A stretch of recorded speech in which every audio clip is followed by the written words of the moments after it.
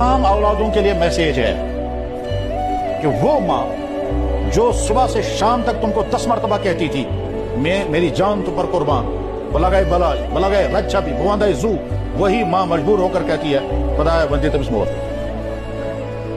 जो बच्चा ऐसे कैरेक्टर से बचा हुआ है उसको बहुत मुबारक। और जिस बच्चे के अंदर ये खराबियां पैदा हो गई हैं कि माँ बाप कहने लगे हमें औलाद नहीं चाहिए थी, बे औलाद बेहतर थे, ऐसा बच्चा नहीं चाहिए था, उस बच्चे को सुधारना होगा।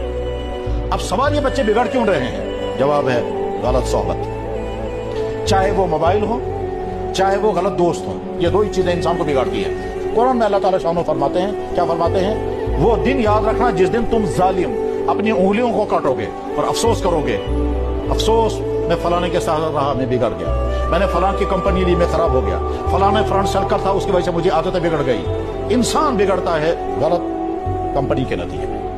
सिगरेट नोशों के साथ रहोगे सिगरेट नोशी आएगी, शराबियों के साथ रहोगे शराबी बनोगे, बुरे लड़कों के साथ रहोगे बुरी सोबत आएगी। बल्कि कुरान करीम में तो अल्लाह ताला फरमाते हैं बिगड़े हुए इंसान क़यामत दिन कहेंगे या अल्लाह मैं तो ठीक था, मुझे फलाने ने खराब कर दिया, आप मुझे दिखा दें वो कहाँ है।